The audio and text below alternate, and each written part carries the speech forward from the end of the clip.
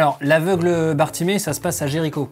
Faut savoir un truc, c'est que Jéricho, à l'époque, c'est un peu la nouvelle Orléans locale. Ça joue de la trompette, il y a des groupes de jazz, on crée des comédies musicales. Ouais, c'est valable pour un peu toute la région, en fait. Bah, c'est quand même là qu'on a créé les 10 commandements. Enfin bref, la famille Bartimée habite dans le coin, et Gilbert Bartimée, aveugle de naissance, est un pianiste qui a connu la gloire dans les années 0. Mais la mode, ça passe très vite, et dans les années 30, Gilbert, il est complètement has-been, le mec. Il pousse encore la chansonnette en maison de retraite, il fait une croisière de temps en temps, mais la vérité, c'est qu'il est fini, rideau. Bref, tout le monde a oublié Gilbert, lui il appelle encore son enseigne attachée de presse, il appelle la SACEM, c'est ultra gênant, ils sont là, merde, c'est Gilbert Bartimée au téléphone, je fais quoi, je dis quoi? Ouais, sincèrement, un peu triste quoi. Et un jour, Jésus il est de passage à Jéricho, super accueil, les apôtres mettent une pure note sur TripAdvisor, et au moment de partir, la foule les accompagne jusqu'à la sortie de la ville. Gilbert, comme tous les lundis, il est assis au bord du chemin, il s'est réveillé à 15 h, il pue encore l'oreiller, plus de projet, rien.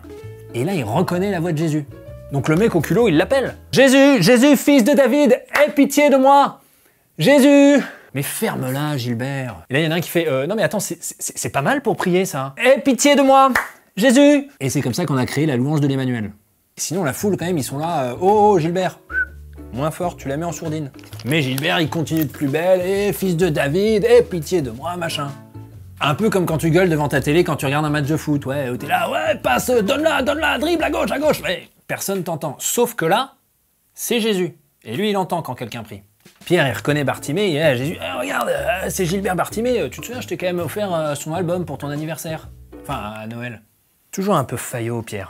Mais bon, Jésus veut voir Bartimée, donc les gens vont le chercher, ils sont là, ramène ta fiole, il y a le patron qui va te causer. Et là, Bartimée, dans un élan de folie, jette son manteau, et il se retrouve en slip devant tout le monde. Écoute, Bartimée, c'est quand même très gênant.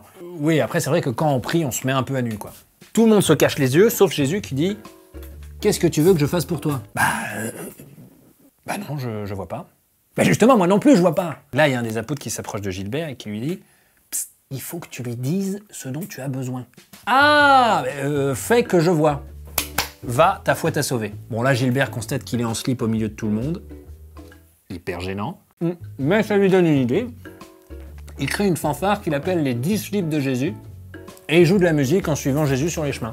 Bon, l'histoire de Bartimée, ça nous montre vraiment que dans la prière, on est souvent aveugle, qu'on doit se mettre à nu, c'est-à-dire oser montrer nos faiblesses au Seigneur, et surtout, ne pas avoir peur de demander, d'oser insister, même quand ce qu'on demande paraît évident.